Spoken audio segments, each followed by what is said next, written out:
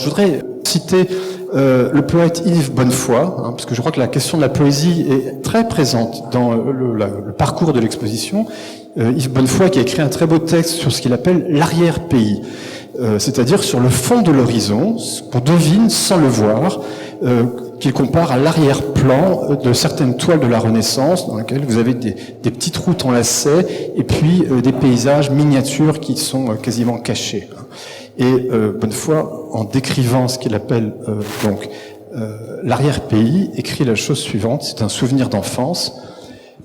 Nuit énigmatique sacrée, où le train roulant régulièrement dans la campagne invisible, ou traversant un tunnel, ou s'arrêtant pour une minute aux abords silencieux d'une gare, je me demanderais à peu près ceci: est-ce ici que finit ce que je quitte? Est-ce ici que l'autre monde commence?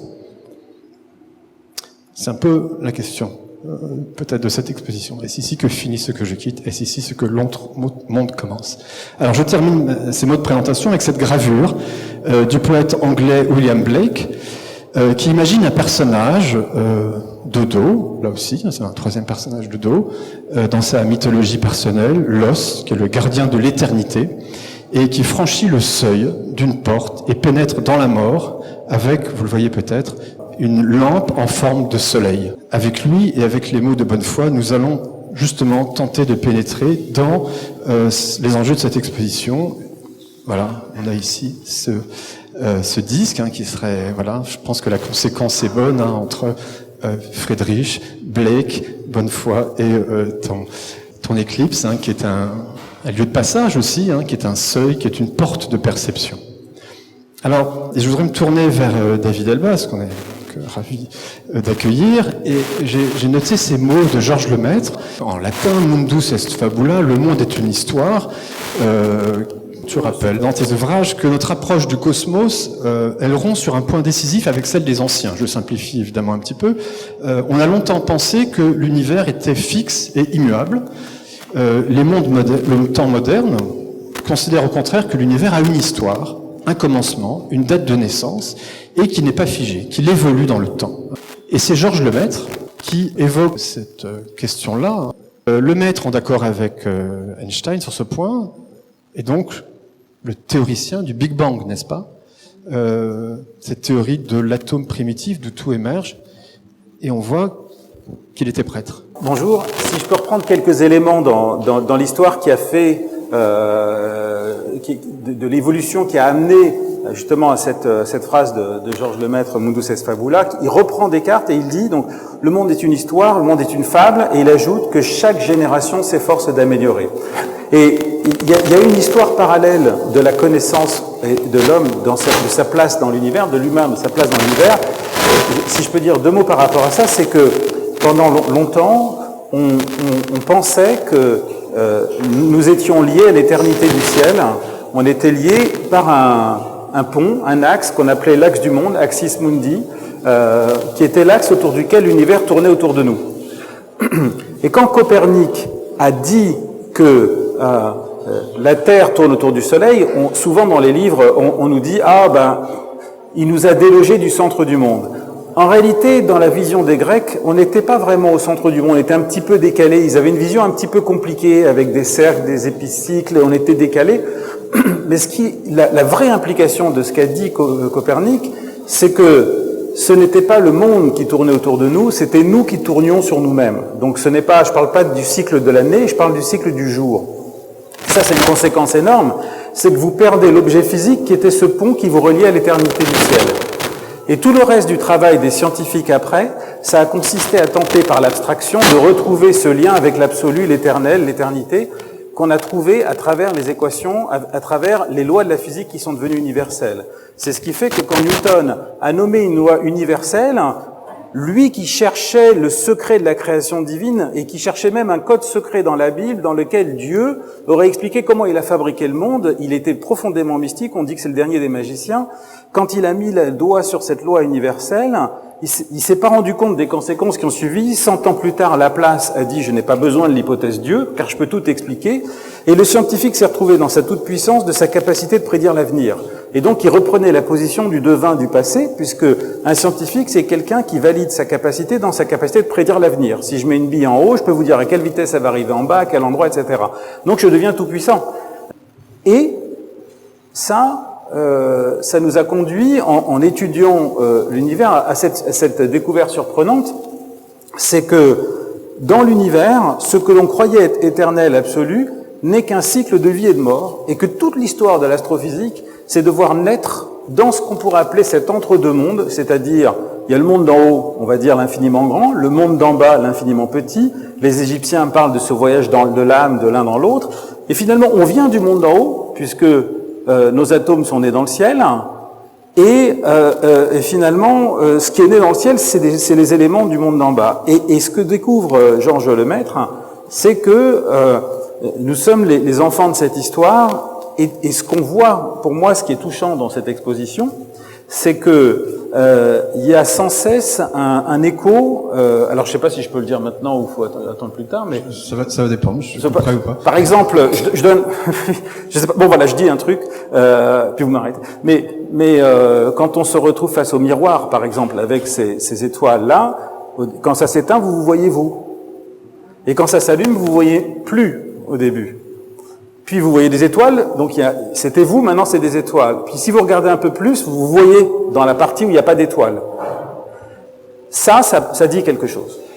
Je m'arrête là. Alors, oui, merci.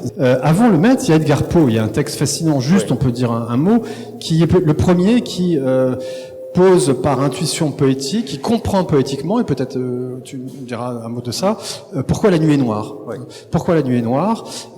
C'est parce qu'il y a une lumière qui appartient au passé, en fait, qui ne nous est pas encore parvenue, et on a ce texte Eureka, qui est un essai fascinant de 1848, dans lequel il dit notamment la chose suivante: nous savons qu'il existe des soleils non lumineux. Ces soleils sont-ils invisibles simplement à cause de la longueur de temps écoulée depuis qu'ils ont produit une planète? Donc l'intuition de Poe est très puissante, et je pense que toi-même, Jean-Pierre Luminet, vous êtes plusieurs à vous référer à ce texte. Oui, parce que c'est la première fois que par une pensée logique, hors du cadre scientifique, on a une intuition de la raison pour laquelle il fait nuit la nuit, parce que si l'univers était infini, éternel, et qu'il y avait des étoiles partout, quelle que soit la direction dans laquelle vous regardez, vous verriez une étoile, et donc il ferait toujours jour. Il n'y aurait pas de point obscur. Et ce que dit Edgar Poe, c'est que si vous ne voyez pas d'étoiles dans certaines directions, c'est que la lumière de l'étoile n'a pas eu le temps d'arriver. Si elle n'a pas eu le temps d'arriver, c'est que l'univers a une histoire, parce que le temps n'est pas infini. Et donc, par sa pure logique non scientifique, il comprend ce qu'on va mettre des décennies et des décennies après pour s'en convaincre, et les scientifiques résistent à ça, et qui va comprendre que tout l'univers a une histoire. Et même maintenant, quand je vous le dis, je le sais parce qu'on a des équations, etc., mais c'est très difficile à accepter cette idée-là, que tout ce qui existe n'existait pas. Oui, donc quand on regarde le ciel la nuit, on voit le passé d'une certaine façon. Exactement. Ça, c'est vrai que c'est assez vertigineux de se dire ça. Alors, donc, Edgar Poe, Jean-Pierre Luminet, et puis on a eu, à partir de la fameuse image de Hubble en 1995, je ne sais pas si on peut dire la première preuve, je ne sais pas comment vous l'appelez, vous, dans le scientifique, mais... D'autres avaient précédé encore, mais celle-ci incarne plus que d'autres. C'est comme si vous aviez un livre, comme ce livre qui est ici, avec un certain nombre de pages. Il a 270 pages. Imaginez maintenant que vous prenez toutes les lettres qui sont imprimées sur ce livre et vous les imprimez sur une seule page.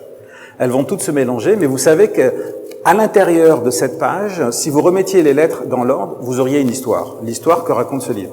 Eh bien ça, c'est un livre d'histoire dont les lettres sont mélangées, que vous avez sur une seule page, et les scientifiques essayent de les remettre à leur place, et en les remettant à leur place, s'aperçoivent que telle galaxie, qui est un peu plus rouge que l'autre, nous parle de l'univers tel qu'il était il y a 12 milliards d'années.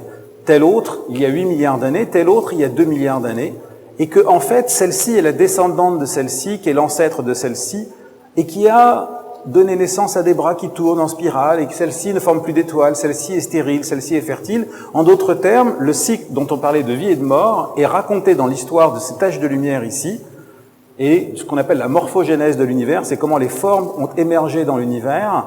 Elle est là, dans ce livre d'histoire, dont on décode encore les différentes pages. Le jour de Noël 2021, par une coïncidence étrange, ça a été le jour de Noël où a été lancé le télescope spatial James Webb, qui plonge encore plus loin dans l'histoire de l'univers et qui voit des galaxies qui remontent à quelques centaines de millions d'années après le Big Bang et qui ont déjà ces formes, commencent à émerger ces formes qu'on voit ici.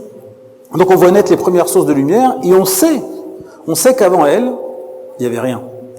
On voit le moment où dans l'univers, il n'y avait rien. On appelle ça l'âge sombre de l'univers. C'est le jour d'avant la naissance de la première étoile.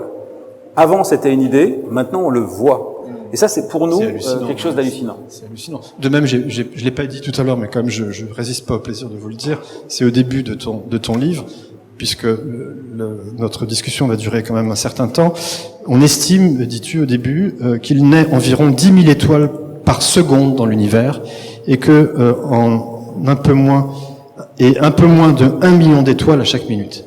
Hein, si on compte le temps de la conférence, c'est vraiment vertigineux. C'est même, je ne sais pas si on peut le penser en fait, c'est au-delà de notre représentation. Alors Félicie, on revient à toi avec cette œuvre qui s'appelle Deep Field, qui est liée étroitement à cette première image, je crois, de Hubble. Et là, peut-être, je te laisse nous en dire un mot et je montre 2-3 images. C'est une pièce qui rend hommage à cette profondeur de champ dont tu parles, David.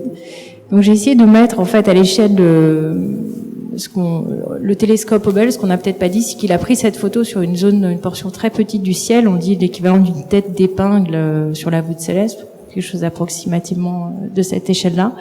Et donc c'est une pièce assez simple où j'ai mis en scène en fait la photo de Hubble à 1 cm par 1 cm, donc une toute petite diapositive qui est éclairée par une bougie et devant laquelle j'ai positionné une lentille pour voir un peu mieux l'image. Donc on a le Deep Field de Hubble qui est montré là.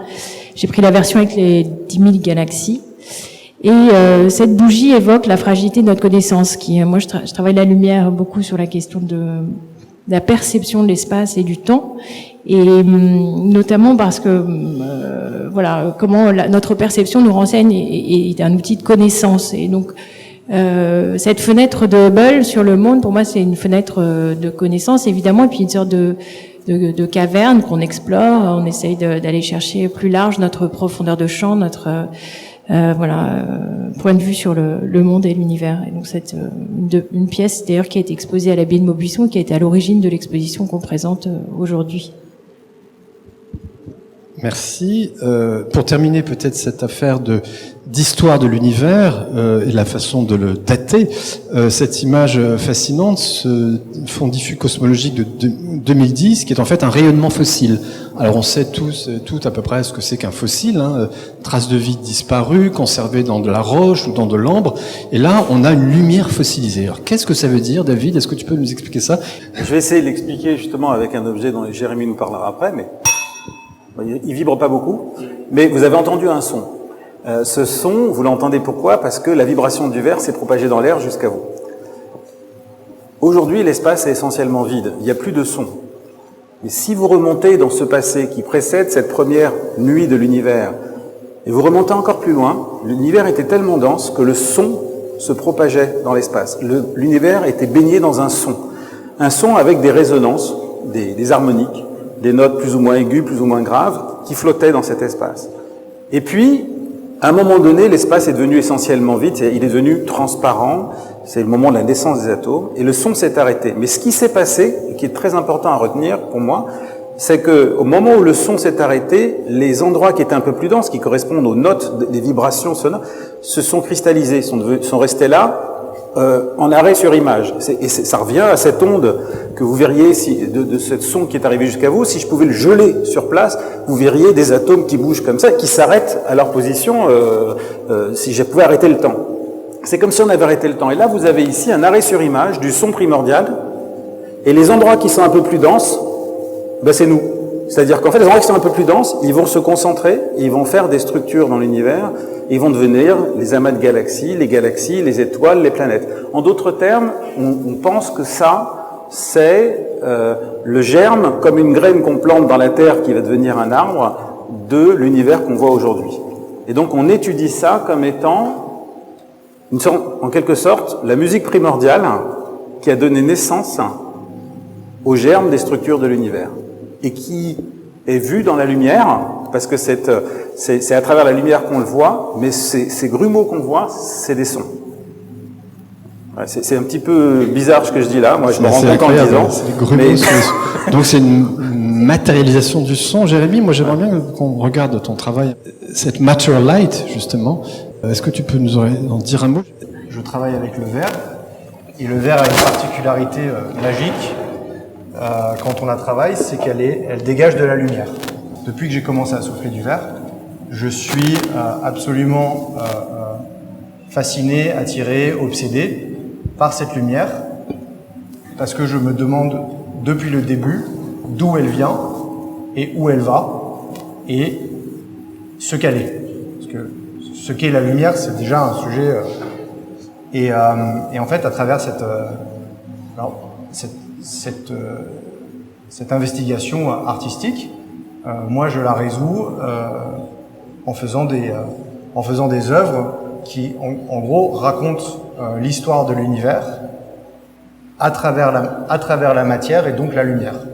Et ces œuvres-là qui rendent hommage à la première lumière de l'univers, puisque un jour j'ai découvert à travers la matière émergente. Pardon, c'est un rapport avec le fond diffus cosmologique ou Ouais, tu avais non, vu cette image aussi? Non. Des grumeaux dont parle Non, David? c'est quand, en fait, moi j'ai découvert l'histoire des grumeaux à travers le livre. Mon investigation abstraite et artistique est souvent rattrapée par la science. Donc quand j'ai découvert ce fond cosmique et que j'ai, après avoir fait mes œuvres, ça m'a beaucoup ému. Non, moi en fait ces œuvres-là, elles sont nées quand j'ai découvert que en fait l'univers était parti très très chaud. Donc comme le verre est très très chaud, et au fur et à mesure il s'est refroidi en s'étendant, et en s'étendant en se refroidissant il s'est cristallisé, et en se cristallisant à un moment donné les protons et les électrons ont été assez ralentis pour laisser passer les photons et donc la lumière. Et donc à un moment donné la lumière est apparue. Et ce qui m'a fasciné dans cette histoire, c'est que mon interprétation à mon niveau d'artiste, c'est que la lumière est apparue avant la matière. Et donc j'ai fait une exposition pour rendre hommage à cette première lumière qui aussi, au passage, et de ce que j'en comprends, parce que moi j'ai une compréhension artistique de ce que je lis dans les livres de sciences, mais que cette lumière est encore là. Et que en fait cette lumière rebondit à travers l'univers de façon éternelle et s'adapte à son expansion, et même ce que j'ai découvert très récemment, encore dans le livre de David, c'est que cette lumière nourrit l'univers.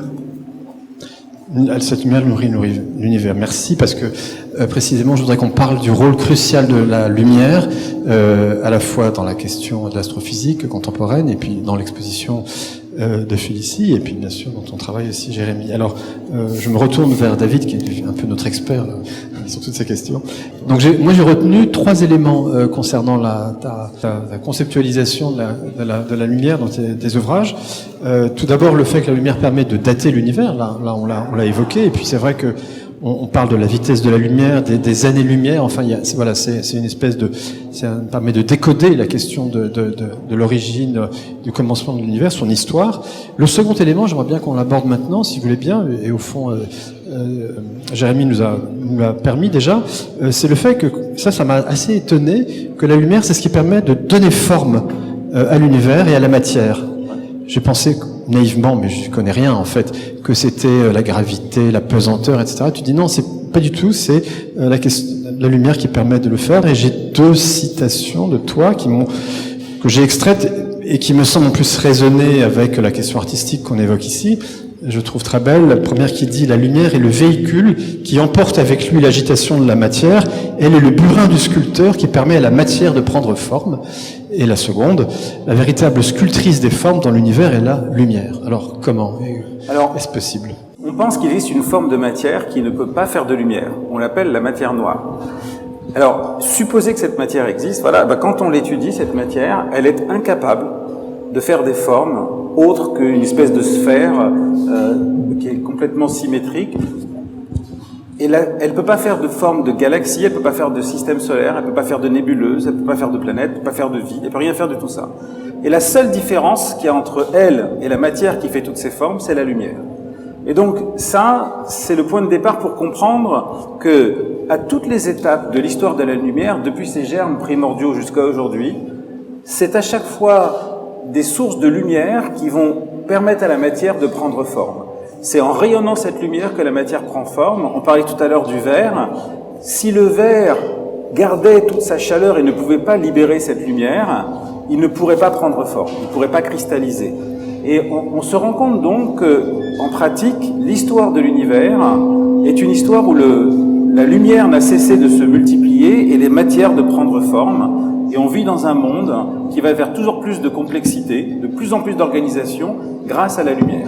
Et c'est pas ce qu'on apprend dans les livres de physique. Dans les livres de physique, on vous apprend que le monde tend vers toujours plus de désordre. On parle d'entropie. Mais l'entropie est essentiellement portée par la lumière. Et en fait, la véritable traduction de cette loi de la physique, c'est que le monde tend vers plus de lumière. Et je trouve que c'est important de le dire aujourd'hui, à une époque où peut-être on a peut-être un peu tendance à perdre confiance dans l'avenir, avec le réchauffement climatique, avec tout un tas de problèmes, de savoir que l'histoire de l'univers, notre histoire, notre place dans l'univers, elle s'inscrit dans une logique scientifique où l'organisation n'est pas une erreur. Elle fait partie de la physique quand on prend en compte le rôle de la lumière.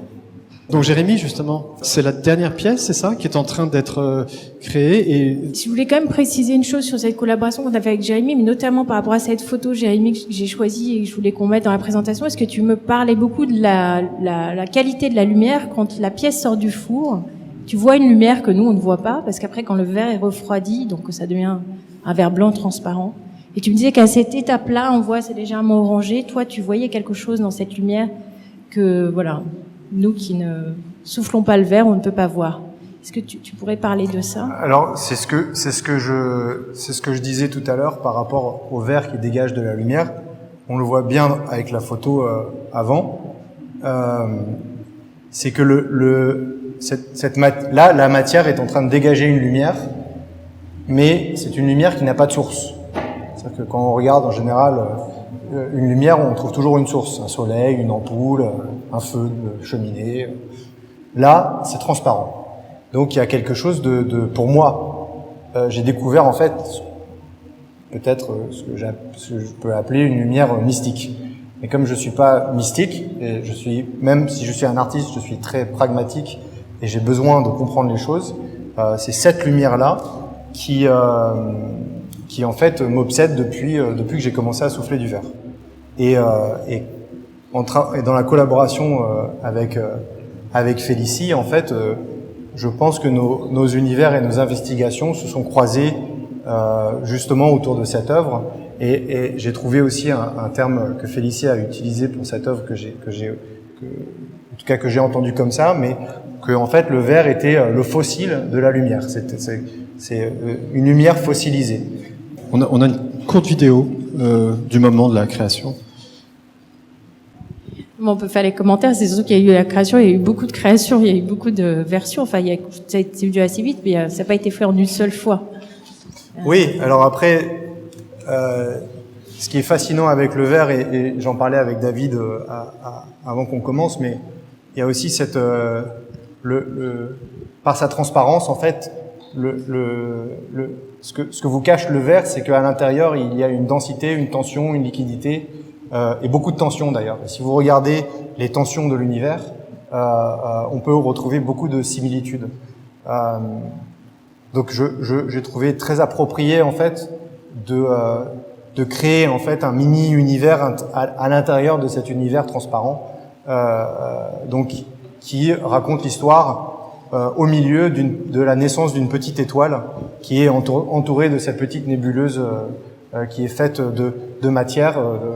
Là, entre autres, c'est de l'or, mais je trouvais ça très juste que ce soit du fer, puisque finalement le fer est une des premières matières qui apparaît, et aussi l'or était un des matériaux que regardait beaucoup Félicie par rapport à l'Égypte et ce que les Égyptiens racontaient par rapport à la lumière. Alors, David, donc tu écris, c'est le troisième point que tu évoques concernant l'importance de la lumière, que la lumière donc permet de dater l'univers, de lui donner une forme, mais elle tend aussi, ça m'a beaucoup impressionné, à se démultiplier. Et que, en fait, tu vas jusqu'à écrire la chose suivante, on se pose toujours la question, pourquoi sommes-nous là? Quel est le sens de l'univers? Tu donnes une réponse. Oui, on va savoir, j'espère que vous êtes prêts. Quel est le sens de l'univers? Il est celui-ci. Si je devais donner une réponse à la question pourquoi l'univers existe, donc sa signification et sa direction, les deux sens du mot sens, je serais tenté de répondre pour permettre à l'univers de se multiplier. La lumière n'a cessé de se multiplier, de proliférer. En résumé, l'univers se comporte comme s'il répondait à un principe premier que nous pourrions qualifier de principe de photolifération. Donc la prolifération du photose, de la lumière.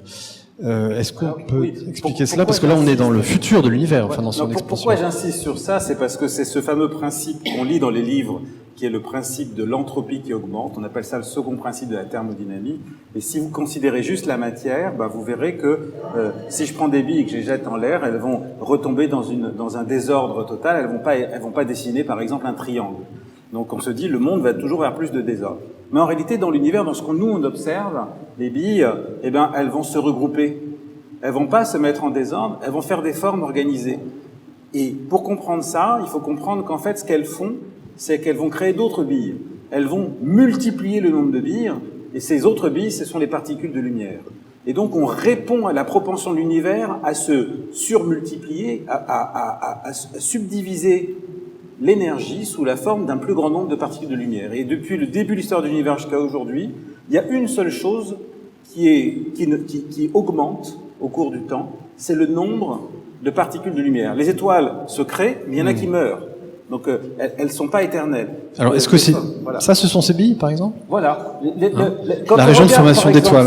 Ces étoiles qui sont là, si on regarde les nébuleuses qui sont là, eh bien, dans ces nébuleuses qu'on voit, ces petits nuages de poussière, lorsque un photon ultraviolet produit par une de ces étoiles arrive sur ces nuages de poussière, il est subdivisé en 300 photons infrarouges. Et ce processus-là de subdivision, de prolifération de la lumière va permettre à la matière de se refroidir et va lui permettre de prendre forme, de se libérer de son agitation, etc.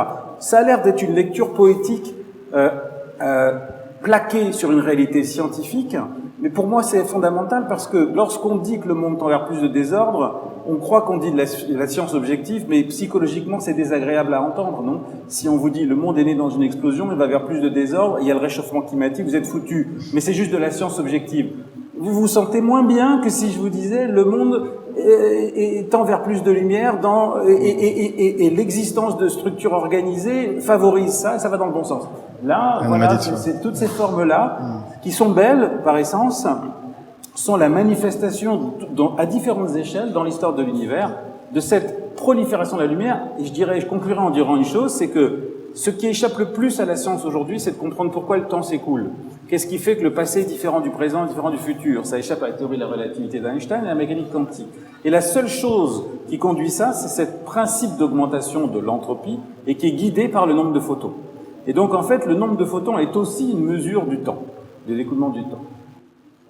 Alors, avant d'aborder, oui, peut-être tu veux dire non, parce qu'on va parler des nébuleuses obscures après, et on va vraiment traiter le thème de l'intervention dans 3 heures, non, je plaisante, dans quelques instants, donc vie et mort des étoiles. Mais avant cela, je voulais qu'on regarde cette vidéo que tu nous as envoyée, Jérémy, de ton travail, qui permet de voir sous d'autres angles cette manière que tu as de donner forme à la lumière, peut-être aussi au son, mais encore une fois je reviens là-dessus, ça me semble important, cette importance du son, de la sonorité, du rythme, je crois, elle est grande chez toi. Regardons cela, c'est silencieux pour le coup.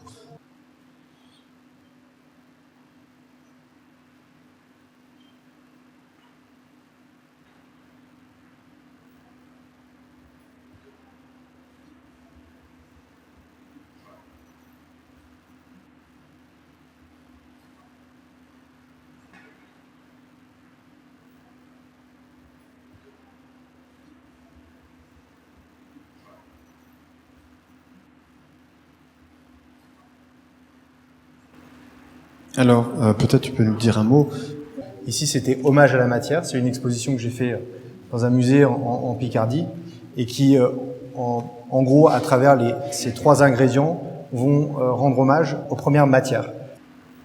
Tu t'inspires vraiment de questions d'astrophysique. Enfin, c'est pas des choses que tu rencontres par hasard. Ouais. Tu as lu les livres de David et d'autres. Alors, si j'avais lu le livre de David avant mon expo, je pense que l'expo aurait été différente, puisque je n'avais pas j'avais pas cette subtilité, j'avais pas compris cette subtilité, mais qui est la plus importante, que finalement la matière était l'enfant de la lumière et que la matière, la raison de la matière était pour nourrir la lumière, c'est-à-dire que l'univers avait besoin de photons pour continuer à s'étendre de façon infinie. C'est vrai que si j'avais su ça, je pense que l'expo aurait été différente. Moi, j'étais vraiment resté sur quelque chose de très... En fait, c'était beaucoup basé sur une conversation que j'avais eue avec un autre astrophysicien qui était beaucoup plus mathématicien par rapport à l'univers. Enfin voilà. Donc moi, c'est encore une fois, moi, c'est mes interprétations à moi qui sont de l'ordre de l'artiste qui souffle du verre. Hein, c'est... Alors, donc, nous abordons le thème de cette conférence. Vie et mort des étoiles, cycle de transformation de la matière. On va entrer dans le versant obscur, voilà, de toute cette affaire et qui justement va recéler le plus de lumière. C'est un paradoxe qu'on va examiner tout à l'heure. Le troisième volet de notre présentation. Au cœur de l'exposition, on l'a déjà dit tout à l'heure, ce qui meurt dans l'univers se transforme, donne naissance à des formes de vie, d'énergie nouvelle. Et c'est le nœud, enfin au cœur de l'astrophysique, pardon, et c'est le nœud, me semble-t-il, de l'exposition. Vous l'avez sans doute perçu, ce moment où, disons, les découvertes récentes de l'astrophysique retrouvent l'imaginaire de mythologies anciennes. Vous avez vu que des mythologies grecques et mythologies égyptiennes sont ici sollicitées. Alors, comment dire que la vie et la mort dans le cosmos sont proches au point que, d'une certaine façon, rien ne meurt, si j'ai bien compris. On est dans le principe de Lavoisier, hein, tout se transforme, tout se recycle en permanence. Et peut-être la meilleure preuve de cela, c'est la question des supernovae, ces explosions d'étoiles. David Elbaz, tu écris, que l'espace, j'aime beaucoup cette formule, est ensemencé par les explosions d'étoiles et que la mort des étoiles libère de l'énergie, les atomes qui sont au cœur d'une étoile, et que pendant quelques minutes, cette énergie équivaut à celle d'1 milliard de soleils, qui là aussi est une chose tout à fait extraordinaire. Et les supernova, les explosions d'étoiles, se trouvent à la fin de l'exposition de Félicite, et après peut-être, tu pourras nous en dire un mot. Mais déjà, cette chose assez incroyable, cette libération des atomes et cette puissance de milliards de soleils. Là, on est vraiment au cœur de cette question du cycle de la vie et de la mort, parce que lorsqu'une étoile meurt, l'onde de choc de l'étoile comprime la matière et donne naissance à de nouvelles étoiles. On pense que le système solaire est probablement né de la mort d'une autre étoile qui a provoqué sa naissance. Des atomes de fer sont nés dedans, et le fer de notre sang est peut-être né de cette étoile qui est morte. Aujourd'hui, avec un radiotélescope qui s'appelle ALMA, qui veut dire âme en espagnol, qui se situe dans le désert de l'Atacama au Chili, on a découvert, dans une étoile qui a explosé il n'y a pas longtemps, des molécules qui viennent de naître, et de la poussière d'étoiles qui vient de naître dans cette supernova. Donc non seulement elle donne naissance à d'autres étoiles, mais elle engendre la complexité qui sont les premières briques pour arriver à la vie, à l'intérieur même de l'explosion elle-même. Et enfin, les atomes qui sont nés, dont on voit les couleurs ici, qui sont en proportion des différents atomes qui naissent dans les supernovas, naissent dans l'explosion de l'étoile, dont, peut-être pas le dire tout de suite, mais... Oui, parce qu'il y a du suspense, on dirait pas. D'où l'or. D'où l'or, mais on dira. Alors, peut-être rappeler qu'une planète, une étoile, c'est pas la même chose. Ah oui. Qu'une étoile, c'est un soleil. Non, mais dire des choses très simples. Voilà, c'est ça. Pardon, parce que moi, je l'ai même compris il y a pas si longtemps, dans ma grande naïveté. Et une étoile, c'est donc un soleil. Voilà, une étoile, toutes les étoiles qu'on voit certaines ont 10, 50, 100 fois la masse du Soleil, peuvent rayonner comme 100 000 fois le Soleil, certaines, mais elles vont vivre moins longtemps, d'autres sont beaucoup plus petites et vivent très longtemps, mais c'est toujours la même source d'énergie. Vous avez dû entendre cette seule équation que tout le monde connaît de la physique, E égale mc2, et je ne sais pas si vous savez à quoi ça sert, parfois on dit que ça sert à faire des bombes, mais en réalité c'est l'équation qui explique pourquoi les soleils brillent. C'est que au moment où je vous parle, le Soleil convertit 600 millions de tonnes à chaque seconde en lumière. 600 millions de tonnes à chaque seconde, c'est quand même pas mal. En lumière. Notre galaxie a 200 milliards d'étoiles qui font ça, et l'univers a 200 milliards de galaxies qui ont des centaines de milliards d'étoiles qui font ça. Ça veut dire qu'il y a des milliards de tonnes de matière qui, à chaque seconde, se transforment en lumière. Je sais pas, mais ça c'est un autre débat, ce que ça veut dire de vivre quand on est astrophysicien et qu'on touche des réalités comme ça quotidiennement. C'est tellement à la fois impensable et vertigineux, mais bon, c'est une autre affaire. Quel rapport on doit avoir à la vie? C'est quand même une chose... Heureusement, on on a nos contraintes, qu'il faut faire des demandes de financement. Et oui, donc on voit que comme tout le monde, on revient sur Terre très vite. Alors, Félicie, peut-être la parole est à toi. Tu pourrais nous dire comment tu t'es saisi de cette question des supernovas, ces sortes de tableaux à la Rothko. Hein, si on a un regard un petit peu artistique, on pourrait se dire on est chez Marc Rothko, mais c'est autre chose. Je te laisse parler. Oui, c'est vrai que c'est assez proche. Enfin, en tout cas, j'aime beaucoup le travail de Rothko.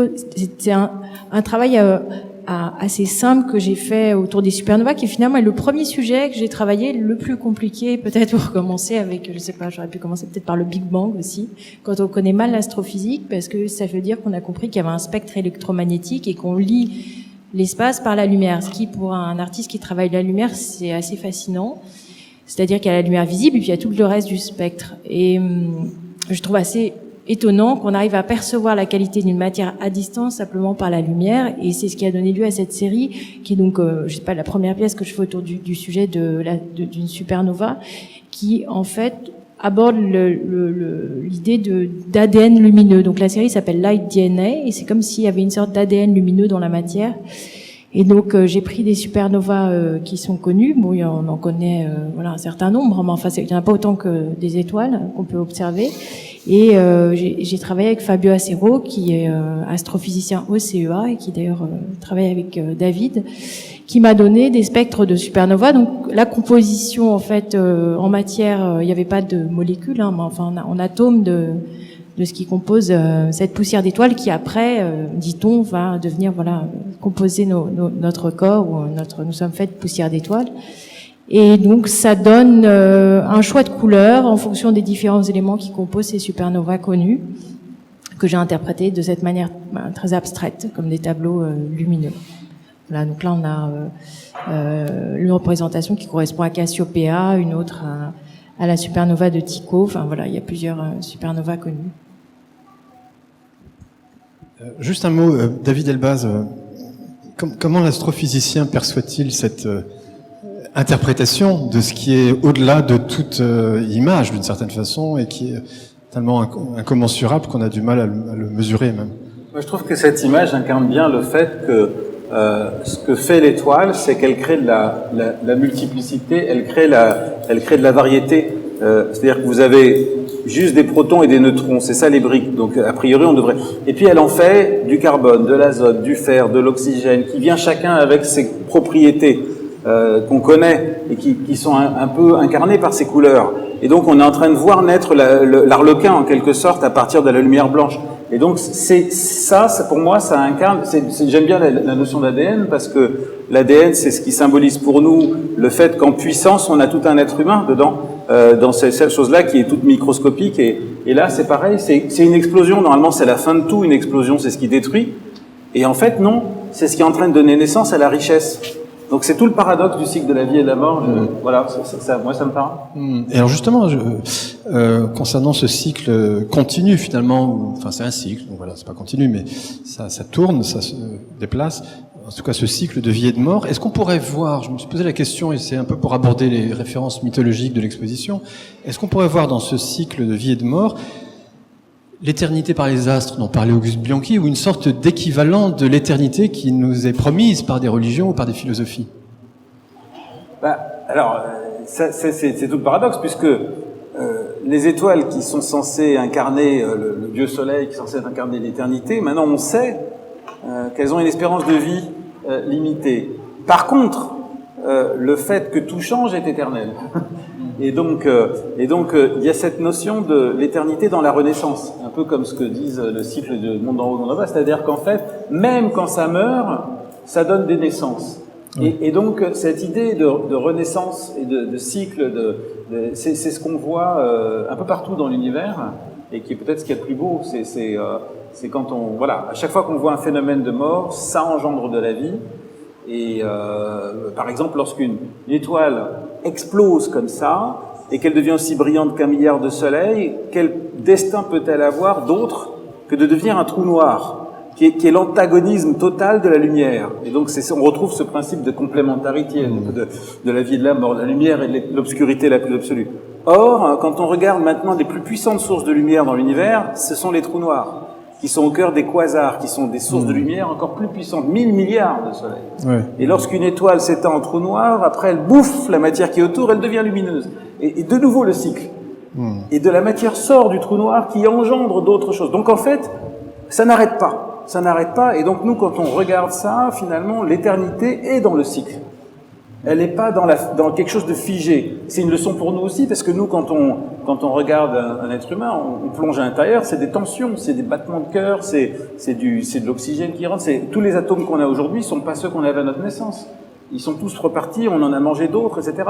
Oui, donc en fait, on a une forme qui est là, mais on n'a aucun de nos atomes qui étaient ceux de notre naissance. C'est tout le temps comme ça. C'est une éternité sans dimension de finalité ni de signification. C'est très matériel finalement, Oui. mais c'est une éternité par la matière, par le recyclage permanent de matière. Alors par rapport à cette question Ouais. de la finalité, Où est-ce que la question du sens est posée du justement? sens, je trouve que à mon sens, la science offre une liberté à l'être humain qu'il n'avait pas avant la science. C'est-à-dire qu'avant la science, quelqu'un pouvait vous dire le sens de la vie ou autre, c'est ça, crois-moi, par un argument d'autorité. Pourquoi? Parce que j'ai une belle robe, ou parce que j'ai de l'encens, ou parce que j'ai une secte avec plein d'adhérents, ou je sais pas quoi, ou parce que sinon je te mets une claque. Maintenant, grâce à la science, grâce à la compréhension d'un certain nombre de mécanismes, ce supplément de sens est libre. Il est pas dogmatique, mais il est quand même là. On a cassé les maillons de la chaîne qui nous enchaînaient à des croyances. Et donc, on a la possibilité de donner sens avec ce qu'on est, ou pas, et croire ou pas croire, etc. C'est une liberté absolue. Ça, je trouve que la science, en ce sens, elle est essentiellement, elle est très spirituelle, en quelque sorte. Par le fait qu'elle nous libère.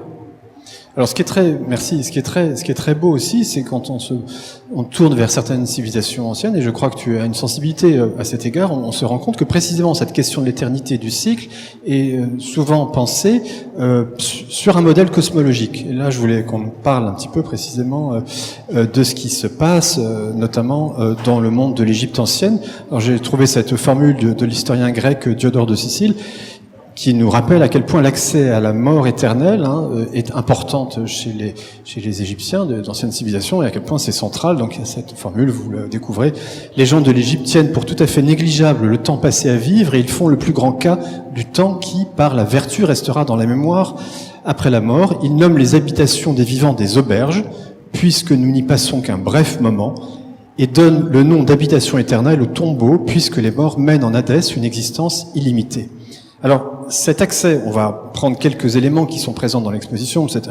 J'espère qu'il n'y a pas de spécialistes de l'Égypte ici, parce qu'on va peut-être aller faire des coupes sombres. Mais cet accès à la mort éternelle dans l'Égypte ancienne se fait notamment par un phénomène très fascinant qui est celui de la solarisation, qui est présente dans quelques pièces de Félicie, à savoir le fait que des salles funéraires sont recouvertes d'or, que des momies sont solarisées pour que le défunt puisse accéder à l'immortalité du dieu solaire, qui s'identifie à ce dieu, Aré, qui traverse le monde souterrain, et qui affronte les forces du chaos pour revenir donc au jour, sous la forme de ce scarabée sacré qui pousse le soleil devant lui-même, donc devant soi. Donc là, on a quelques représentations. Ré sur la barque solaire, sortie au jour de bas et de l'ombre. Dans la mythologie égyptienne, le mort part avec son ombre. Donc là, on voit la Renaissance quand il sort de la tombe et qui va sortir au jour. En fait, c'est le livre du sortir au jour, c'est le même nom pour le livre des morts égyptiens. Là, c'est le Képri. Donc le nom de l'exposition est tiré de ce scarabée sacré qui pousse le soleil levant. Quand Carter a découvert le tombeau de Toutankhamon, on s'est aperçu qu'à l'intérieur de la momie, sur sa cuisse droite, il y avait cette dague que vous voyez là, qui est faite de fer extraterrestre. C'était bien avant l'âge de fer. Fer extraterrestre, ça veut dire du fer qui a été mis en forme à partir d'une météorite. Donc extraterrestre dans le sens d'une météorite tombée sur Terre. On s'en est rendu compte. Il y a une étude d'une équipe qui est allée avec qui a fait de la radioscopie aux rayons X pour étudier la composition, a trouvé des proportions de nickel et de cobalt dans cette lame caractéristiques du météorite. Alors pourquoi? Vous avez vu que l'âme, c'est bas. Elle est censée voyager dans le monde d'en bas pour aller dans le monde d'en haut, pour aller retrouver l'éternité. Et si vous pouviez trouver un GPS, comme on a sur nos téléphones portables, pour aller plus vite à l'éternité, vous le feriez si vous étiez une âme. Or, il y a quelque chose qui vient d'en haut, c'est les météorites. Et donc, ce qu'ils ont fait, c'est qu'ils ont utilisé le fer météoritique comme un outil pour conduire l'âme vers le ciel. Ils appelaient ça un adzé. Vous avez ici cette dague. Il y avait aussi dans ce même tombeau plein de petites lames de fer météoritique. On ouvrait la bouche de la momie pour que l'âme, Ba, voyage avec Ba'a, qui est le nom du fer en égyptien, et qu'on retrouve dès l'époque le terme Ba'a Enpet se retrouve un petit peu après l'époque de Toutankhamon. Ça veut dire le fer tombé du ciel. Chez nous, on parle de sidérurgie et on parle de sidéral. C'est sidérant, parce que c'est la même origine. Et donc l'âme voyage avec... Donc c'est ça cette idée-là que, voilà, et donc on raconte que Ramsès II lui-même partait dans le désert en quête de météorites, qui était ce lien avec l'éternité. Alors il se trouve que le fer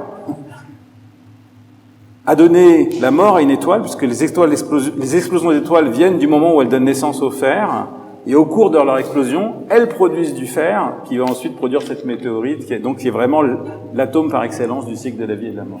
C'est étonnant parce que les météorites ont été souvent perçues par la suite comme on avait du mal à admettre qu'elles venaient du ciel. Il a fallu attendre Chladni, donc au XVIIIe siècle, pour reconnaître, parce qu'on pensait que c'était des éruptions volcaniques, parce que le ciel étant sacré et pur, rien ne pouvait en tomber. C'est la terre qui est le lieu de la chute, hein, le cadavre, ce qui veut dire ce qui tombe. Et donc c'est étonnant de voir que les Égyptiens étaient très en avance sur ce qui est intervenu par la suite, et à travers la découverte notamment de Chladni, qui en pose une hypothèse assez géniale. Soleil solarisé, Félicie. Pourquoi des soleils solarisés? Alors, vous avez dû voir ces deux petits photogrammes, ils sont peut-être pas toujours très faciles à lire. Ces deux photogrammes qui ont été exposés, donc ces deux photos de soleil distants, pris en photo par des télescopes qui sont à Atacama, au Chili, donc par nos technologies contemporaines. Et je trouvais intéressant de solariser sur notre Terre, donc d'exposer au soleil, tout simplement, des soleils qui ont été pris en photo très loin de nous, notamment un disque protoplanétaire, donc un soleil en formation à droite, la spirale, et à gauche une hypergéante, je ne sais pas si on en parlait tout à l'heure, mais donc un soleil de très grande taille qui va finir dans une explosion en supernova. Et donc ces deux images, ces deux papiers barités ont été exposés, ces deux négatifs, sur le Nil en Égypte, donc pour évoquer un peu aussi l'idée de l'entrée dans le monde des morts qui se fait par le Nil chez les Égyptiens. Et aussi, ce qui m'intéresse aussi aujourd'hui dans notre société, c'est qu'on peut être, on peut être attaché à des terres et à des choses anciennes et aussi être dans le très contemporain. Donc, on peut être avec notre soleil, mais aussi en réfléchissant à ces soleils distants. Donc, la notion de solarisation, elle vient là, et elle évoque cette solarisation du mort égyptien aussi par cette couverture d'or. On parlait du képri tout à l'heure, mais on a trouvé dans des tombes aussi des scarabées en or proche des momies, je crois, sur leur cœur. Donc on couvrait la momie d'or pour qu'elle puisse encore plus se transformer en soleil et devenir le soleil elle-même. Voilà. Et puis ce que je peux préciser aussi, une chose qui m'a intéressée dans cette notion de solarisation du mort, c'est qu'aujourd'hui on lutte quand même contre, on est dans une quête d'éternité également, on ressent cette recherche du post-humain, ces questionnements qu'on a sur notre corps qui nous paraît tellement obsolète. Et ces cultures anciennes qui ont posé la question de l'éternité très différemment, et je crois qu'aussi cette idée de solarisation du mort me paraissait intéressante dans le sens où il y a l'idée à la fois d'une sublimation du mort dans la lumière, et également une sorte de destruction de la mort, donc la mort de la mort. Est-ce que c'est quelque chose qu'on ne recherche pas un peu en ce moment? Et du coup, je trouvais que c'était intéressant de ramener un peu cette culture égyptienne sur des questions contemporaines. Deuxième type de référence, de source d'inspiration mythologique pour penser l'au-delà et revenir à la forme de l'exposition, la croyance grecque donc a la possibilité d'une communication avec les morts, d'une invocation des morts, donc la nécromancie, cette pratique qui se situait aussi dans des espaces, dans des lieux physiques, le nécromanteion que vous avez vu d'une certaine façon dans la salle des religieuses qui se trouve au centre de l'exposition, qui étaient donc des salles souterraines où était pratiquée cette communication avec l'au-delà à travers, alors notamment des chaudrons d'eau. Je crois l'eau était d'huile, et on trouve chez Homère une référence à la salle souterraine de l'Achéron. Ulysse, sur les recommandations de Circé, creuse un trou, verse de l'eau, du vin, du sang de bélier sacrifié pour entrer en relation avec l'au-delà et avec des morts. Donc j'ai une phrase du chant 10 de l'Odyssée qui évoque l'Achéron, un des fleuves dont les eaux viennent du Styx, et on a ici une des représentations donc de cet Achéron, qui a été donc inspirant pour toi pour concevoir cette salle centrale, hein, avec un effet de mise en abîme qu'a évoqué peut-être David. Donc là, je vais te laisser parler, Félicie. On évoquera aussi le rôle de la musique de Marc Billon, qui est présent parmi nous aujourd'hui. J'ai découvert que les Grecs avaient des outils pour communiquer avec les morts, qui étaient ces nécromantéons, des miroirs d'eau, d'huile, hein, qui, dans le noir de leur temple, leur permettaient de voir leurs morts apparaître. Et ce sont des pratiques qu'on retrouve encore aujourd'hui, des recherches en tout cas de communication avec les morts. Et donc, quand j'ai commencé à travailler exposition, dans la salle des religieuses, j'ai imaginé assez rapidement cette idée de miroir et de traversée du miroir. Donc là, c'est plutôt le mythe d'Orphée, aller voir de l'autre côté, dans une autre dimension. Donc j'ai un peu associé cette idée de communication avec une autre dimension, une dimension invisible, et puis les nébuleuses obscures, qui sont en fait ces images qui sont représentées quand la pièce s'illumine, qui sont des nuages de poussière dense qui cachent les étoiles et qui ont été perçus comme du vide. Et de ce vide, finalement, on a découvert récemment, toujours à Atacama, dans les télescopes de l'ESO, je crois à Alma d'ailleurs, qu'il y avait des pouponnières d'étoiles, hein, derrière ces nuages, et que c'était finalement le lieu de naissance des étoiles. Donc je trouve cette ambivalence intéressante, et puis toujours ce va-et-vient entre la vie et la mort, et peut-être même une inquiétude qu'on ressent avec la musique de Marc Billon. Certaines personnes m'ont dit que ça leur évoquait des sons qu'ils avaient entendus dans les pyramides même. Et Marc Billon, qui est là, qui est le musicien qui a fait cette pièce sonore, qui a travaillé avec un gong chinois, il a mis en résonance des sons dans l'espace. J'explique beaucoup moins bien que lui, mais en tout cas, ça permet d'accompagner ce mouvement de lumière avec les miroirs.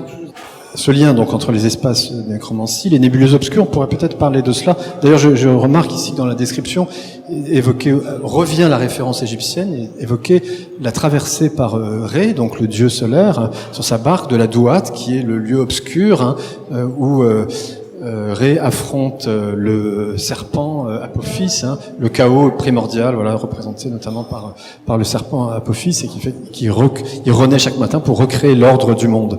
Donc cette référence égyptienne, cette source de réflexion est également présente. Alors les nébuleuses obscures, on pourra peut-être maintenant en parler, c'est très important, c'est très fascinant, puisque ce sont des lieux, si j'ai bien compris, David, je me tourne plutôt vers toi, de naissance des étoiles. Est-ce que c'est là aussi que se forment les galaxies, ou c'est autre chose? Ouais, c'est vraiment l'incarnation du cycle de la vie et de la mort, parce que ce sont des restes d'étoiles qui se sont transformés en poussière, qui vont à l'intérieur donner naissance à de nouvelles étoiles, qui vont elles-mêmes devenir de la poussière. Et si vous regardez, alors je sais pas si on voit bien ici, mais il y a une zone où on voit pas d'étoiles. Oui, là. Et donc les astronomes, les premiers astronomes, quand ils ont vu ça, ils ont cru que c'était des régions, en particulier un astronome qui s'appelait Edward Barnard, croyait que c'était des régions que les étoiles évitaient. En réalité, si vous deviez chercher l'endroit où sont les plus puissantes sources de lumière dans notre galaxie et la Voie lactée, il faudrait que vous alliez chercher dans ces zones qui ne font pas de lumière. Parce que leur lumière est complètement atténuée, cachée par la poussière d'étoiles, les cadavres des anciennes générations d'étoiles. Et les plus puissantes étoiles sont cachées là-dedans. Donc c'est intéressant, il y a ce paradoxe-là. Ce paradoxe-là que tu as évoqué au début, on pourrait peut-être en parler maintenant à travers la question des trous noirs, qui est vraiment une chose. On a une image de trou noir, on ne sait pas trop.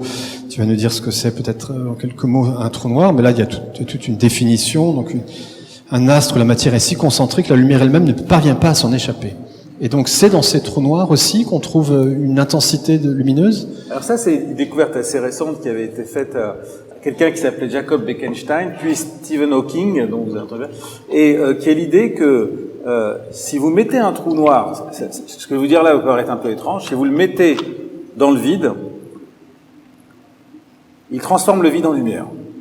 En fait, c'est à peu près ça qui se passe. Donc Et donc il se met à rayonner de façon très, au début, à peine perceptible.